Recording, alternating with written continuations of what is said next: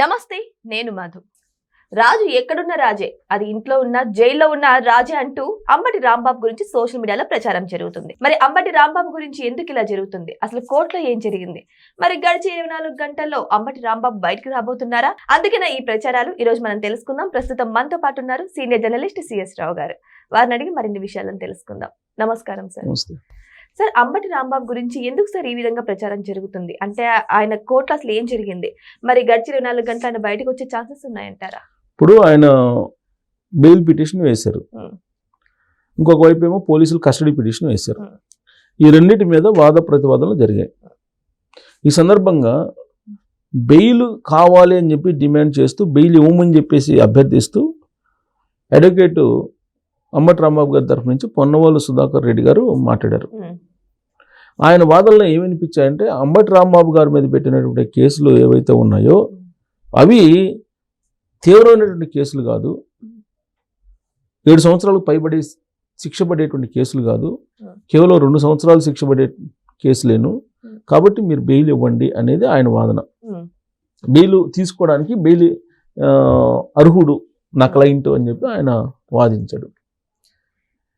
At the same time custody petition వేశారు. పోలీసుల తరఫు నుంచి వాదన చేసినటువంటి అడ్వకేటు, ఈయనకి అంతకుముందే కొన్ని కేసులు ఉన్నాయి ఈయన మీద. ఇప్పుడు లాటరీ కేసు, ఇది సంక్రాంతి సందర్భంగా లాటరీ చేసినటువంటి కేసు కాబట్టి ఈయన్ని కస్టడీకి ఇస్తే కనుక మరిన్ని వివరాలు వస్తాయి. ఆ అమౌంట్ ఎక్కడికి వెళ్ళింది, ఆ లాటరీ నిర్వహించి లాటరీ ద్వారా సేకరించిన డబ్బులు ఎక్కడి నుంచి వెళ్ళినాయి, లాటరీ కట్టినటువంటి వాళ్ళు ఎవరు, దీని మొత్తానికి చాలా ఉంది దీని వ్యవహారం, దీని అంతటిని కూడా బయటికి తీసుకురావాలి, కాబట్టి మా కస్టడీకి ఇవ్వండి అని చెప్పేసి వీళ్ళు పోలీసుల తరపు నుంచి వాదన వినిపించారు అడ్వకేట్. సో ఇరుపక్షాల వాదనలు విన్న తర్వాత జడ్జి 18వ తారీఖు వాయిదా వేశారు కేసు. 18వ తారీఖు అంటే మరి ఇంకా 24 hours అంతే కదా, రేపే కదా, ఇవాళ 17, రేపు 18. సో రేపు ఏం జరగబోతుంది అనేది ఆసక్తిగా ఉంది అందరికీ.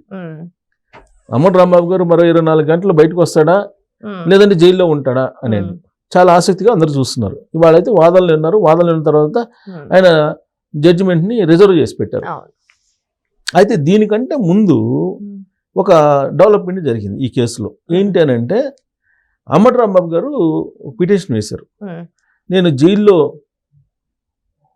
నాకు సౌకర్యాలు కావాలి, 70+ నాకు 72, 73 years ఉన్నాయి, కాబట్టి నేను పనుకోలేకపోతున్నాను నేల మీద, అలాగే జైల్లో పెట్టినటువంటి ఫుడ్ నేను తినలేకపోతున్నాను, రాత్రి వేళల్లో దోమలు కొడుతున్నాయి, దోమతెర కావాలి, అలాగే నాకు ఖైదీలతోటి సహచర రిమాండ్ ఖైదీలతోటి నేను ఉండలేకపోతున్నాను, నాకు ప్రత్యేకమైనటువంటి గది కావాలి అని చెప్పి ఆయన సౌకర్యాలతోటి కూడినటువంటి ఒక పిటిషన్ వేశారు, సౌకర్యాలు కావాలని. సరే, వీటన్నిటిని పరిశీలించినటువంటి జడ్జి, ఆయన మాజీ మంత్రి, ప్రజాప్రతినిధి, సుదీర్ఘకాలం పాటు రాజకీయాల్లో ఉన్నారు కాబట్టి ఆయనకి ఏం కావాలో ఆ ఫెసిలిటీస్ అన్ని ఇవ్వండి అని చెప్పేసి చెప్పారు అని అంటే దాని అర్థం ఏంటి, ఇంకొన్ని రోజుల పాటు ఆయన్ని ఇదే సౌకర్యాలతో జైల్లో కంటిన్యూ చేయాలని చెప్పి జడ్జి బహుశా అనుకుంటున్నారేమో. అంటే నేను చెప్తున్నా, జరిగిన పరిణామాలు చెప్తున్నా, జడ్జి మైండ్లో ఏముందో మనకు తెలియదు, జరిగిన పరిణామాలు చెప్తున్నా. సో ఆయనకి ఈ సౌకర్యాలకు సంబంధించినటువంటి వెసులుబాటు కల్పించండి అని చెప్పి జడ్జి చెప్పారు కాబట్టి ఇప్పుడే ఆయనకి బెయిల్ ఇచ్చే ఉద్దేశం ఉండకపోవచ్చు. ఒకటి, అసలు బెయిల్ రాదు అని చెప్పేసి రిమాండ్ ఖైదీగా ఉన్నట్టు రాంబాబు గారి తరఫు నుంచి వాదిస్తున్నటువంటి పొన్నవోలు సుధాకర్ రెడ్డి గారు కూడా భావించి ఉండవచ్చు. లేదనంటే ఈ సౌకర్యాల గురించి అడగరు కదా. సౌకర్యాల గురించి ఒక రోజులో, ఇప్పుడు 24 hours ఏదో తేలిపోతుంది, ఒక రోజులో ఈ సౌకర్యాల గురించి అడగరుగా. సో వాళ్ళు అడిగారంటే వాళ్ళకి నమ్మకం లేదు బెయిల్ వస్తుందని. అలాగే జడ్జి ఆ వెసులుబాటు కల్పించారు కాబట్టి జడ్జి కూడా బహుశా అనుకూలంగా లేడు బెయిల్కి అనేది అర్థమవుతుంది. సో కాబట్టి 24 hours తర్వాత, అంటే రేపు దీని మీద జడ్జిమెంట్ ఏ విధంగా ఉంటుంది అనేది మనం వెయిట్ చేయాల్సిందే. కాబట్టి మనకు ఇప్పుడు మనం అబ్జర్వ్ చేసినటువంటి పరిస్థితులు ఏవైతే ఉన్నాయో ఈ పరిస్థితుల ఆధారంగా మనం జస్ట్ అది మనం ఊహించవచ్చు అలా ఉంటుందేమో అని. కానీ నాకు ఒక డౌట్ సార్, ఇప్పుడు జైల్లో రిమాండ్ ఖైదీగా ఉంచినప్పుడు అన్ని ఫెసిలిటీస్ ఇస్తే ఆయన శిక్ష ఎలా అనుభవిస్తున్నట్టు? ఇది ఈ సోషల్ మీడియాలో ఇవాళ బాగా దీని మీద ట్రోల్ అవుతుంది. సామాన్యుడికేమో ఒక రకంగా, అవును. అదే ప్రజాప్రతినిధి అయితే ఇంకో రకంగాన. అంటే ఒకసారి ఎమ్మెల్యే అయితేనో ఒకసారి మంత్రి అయితేనో ఇంకా ఆయన ఏం చేసినా కానీ జైల్లో సౌకర్యాలు ఇస్తూ పోతుంటారా మీరు అవును. అని చెప్పి ఇవాళ సోషల్ మీడియాలో కోర్టుల్ని ప్రశ్నిస్తున్నారు. సోషల్ మీడియాలో ఇదే రాంబాబు గారి బయటకు వచ్చిన తర్వాత ఇదేం న్యాయం, ఇదేం కోర్టులు, ఇదేం జడ్జిమెంట్స్ అని చెప్పి అడుగుతున్నారు. ఎందుకనంటే అదే మీరు ప్రజాప్రతినిధి కాకుండా ఉంటే 70+ వాళ్ళందరికీ ఇలాంటి సౌకర్యాలు ఇస్తారా? ప్రత్యేకమైనటువంటి గది ఇస్తారా?